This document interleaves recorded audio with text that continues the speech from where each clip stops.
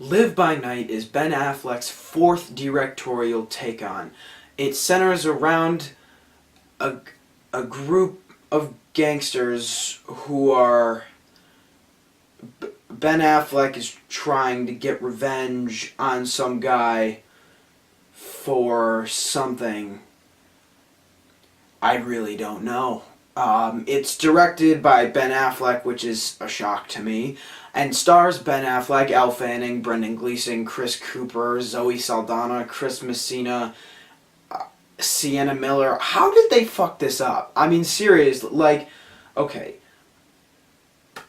Ben Affleck was 3 for 3 going into this movie. I thought the first trailer looked great.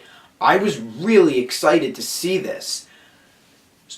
Something had to go so wrong for this movie to end up the way it did, because Ben Affleck has proven, since Gone Baby Gone, that he is able to develop coherent stories that are very well written and well done. So what the hell happened?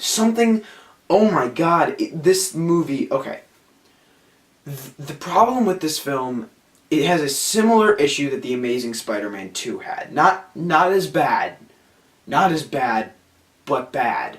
There is simply too much happening in this one movie. It feels like there are 6 different movies plotted inside of this one, and it's too much. The first 10 minutes highlights that perfectly. It's trying to throw you into so many different things right out of the gate. I was immediately kind of flooded with so much shit. They're trying to introduce all these characters because there's so many to run so many different storylines that they're trying to interweave Ben Affleck's character into all of them, and it does not work. This movie is sloppy. It is a mess. Things are just placed wherever the hell they please. The editing in this movie is not well done. Scenes just start and end at the will of the screenwriter and the editor. There's no beginning to things and there's no ending to things. It just feels like, there they are, okay, done. There's literally a scene where they start a conversation in one scene.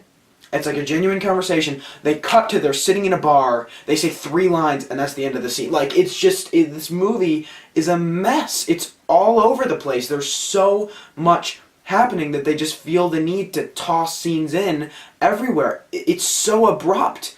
And not just the scenes beginning and ending that are abrupt. This whole movie is abrupt. There are big things that happen in this movie, big things that should impact the story and the characters in very dramatic and heavy ways, and they'll say what happened, and then it's just gone. Then you just forget about it. Then it's in the past, keep going, and then they'll pick another storyline to go to, and they'll go to that one, because for some reason they weren't able to stick with anything having an impact for a certain amount of time. I don't know why. It baffles me. It doesn't make sense. Even the performances in this movie are not very good. The only one that I noticed that was a standout performance was Chris Cooper, and that guy never gives a bad performance. Everyone else in this thing was either bleh or bad.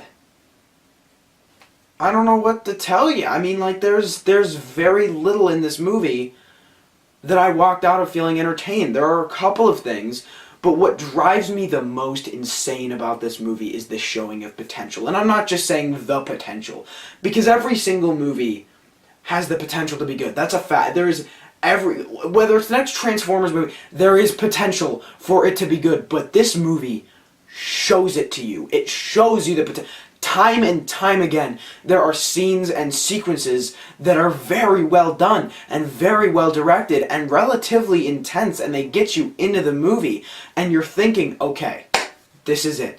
This is where they stick on this path, and they're gonna follow it until the end of this movie, and we're gonna see a coherent story, and it's gonna work out. And right when you think that, they just go right off the fucking rails again. This movie is unable to stick to the storyline or the path that would make this a good movie. Instead, Ben Affleck he just really wants to show you all these different storylines, despite the fact that they either don't fit, they're incoherent, they don't make sense, or they're boring. That's this movie's biggest crime. It's boring. It's not entertaining at most points.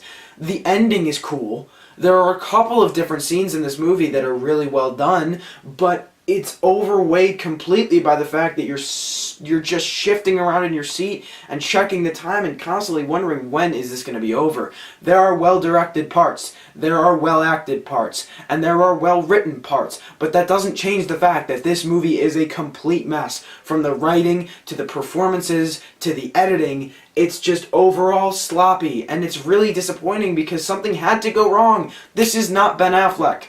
Ben Affleck has proven us to be a great director, and I'm not going to let this movie tarnish his reputation because something had to go wrong. I don't know what it was, but something had to. So, after my big ol' rant on Live by Night, I found small enjoyment in this movie. It was there, but it was not enough to boost this to any kind of good rating. I'm going to give Live by Night a 4 out of 10. I wouldn't really recommend this to anyone. It's really not worth it. It was kind of an empty theater. It has some solid laughs every now and then, but it's not worth the price of admission, in my opinion. Just wait for the next Affleck movie. So, what did you guys think? Have you seen Live by Night? Have you not seen Live by Night? Do you agree with me? Do you disagree with me? Let me know in the comments below. If you enjoyed, leave a like, subscribe. I hope you guys enjoyed, and I will see you all next time.